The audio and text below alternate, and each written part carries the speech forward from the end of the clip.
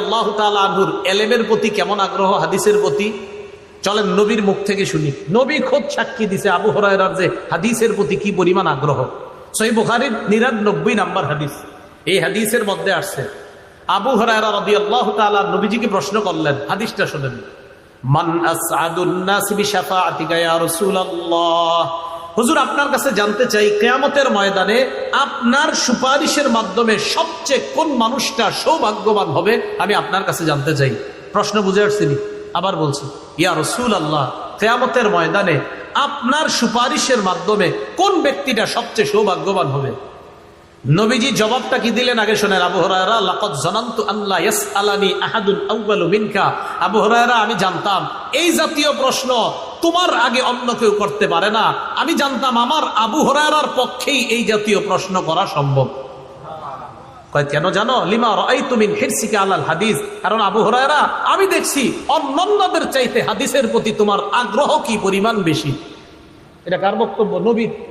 নবী বলতেছে আবু হুরায়রা এই প্রশ্ন যে তুমি করবা এটা আমি ধারণা করছি, কারণ এই জাতীয় প্রশ্ন তো আমার আবু হুরায়রাই করতে পারে। এবার নবীজি বললেন, আবু হুরায়রা, আসআদুন নাস বিশাফাআতি ইয়াউমাল কিয়ামা মান ক্বালা লা ইলাহা ইল্লাল্লাহ খালিসান মুখলিসান বিকলবিহি আও বিন, যদি ইখলাসের সাথে লা ইলাহা ইল্লাল্লাহ পড়ে এই ব্যক্তি কিয়ামতের ময়দানে আমার সুপারিশের মাধ্যমে সৌভাগ্য অর্জন করবে, সবচেয়ে সৌভাগ্যবান বান্দা হয়ে যাবে।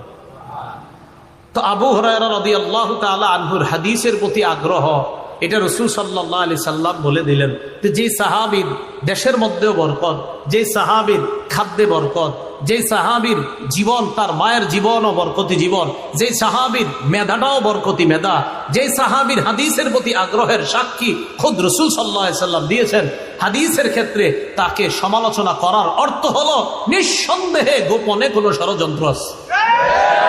কেন তাকে কোন ধরনের বক্তব্য তাকে কেন টার্গেট করা হবে? এটা আমি গতকালকের যখন ওই ভিডিও বক্তব্য দেখলাম, আমি আপনাদের সামনে বলতেও পারছি না কি বাংলাটা বলছে তার সামনে। আল্লাহ আমাদেরকে হেফাজত করেন। সাহাবীরা কার নির্বাচিত বান্দা? সাহাবীগণের প্রতি সন্তুষ্ট কে? সাহাবীগণ এই উম্মতের জন্য জানি কি নিরাপদ, সাহাবীগণ এই উম্মতের জন্য কল্যাণ, সাহাবীদের মর্যাদা হেফাজত করা রাসূলের হুকুম, সাহাবীদেরকে গালি দেওয়া হারাম, সাহাবীদেরকে গালি দেওয়া রাসূলের নিষেধ। রাসূলুল্লাহ সাল্লাল্লাহু আলাইহি সাল্লামের বিখ্যাত সাহাবী আবু হুরায়রার জীবনও বরকতি, দেশও বরকতি, হায়াতও বরকতি, খাদ্য বরকতি, মেধাটাও বরকতি, হাদিসের প্রতি তার আগ্রহ রাসূলুল্লাহ সাল্লাল্লাহু আলাইহি সাল্লামের সাক্ষী। আল্লাহ পাক রব্বুল আলামিন আমাদের সকলকে যে কথাগুলো বললাম শুনলাম এর উপর আমল করার তৌফিক দান করেন। আমিন ওয়া আখিরু দাওয়ানা আলহামদুলিল্লাহি রাব্বিল আলামিন। গুনাহ থেকে বাঁচার কি উপায়? গুনাহ থেকে বাঁচার উপায়, মোবাইল কম চালাইবেন। কি কম চালাইবেন? হ্যাঁ, এই যুগে ভিডিও টিডিও কম দেখবেন, গুনাহ থেকে একদম সহজে। এটা আর কি এই যুগের জন্য আর কি বলছি না, মোবাইল চালানো না যায় যেটা বলছি না, আপনি না চালা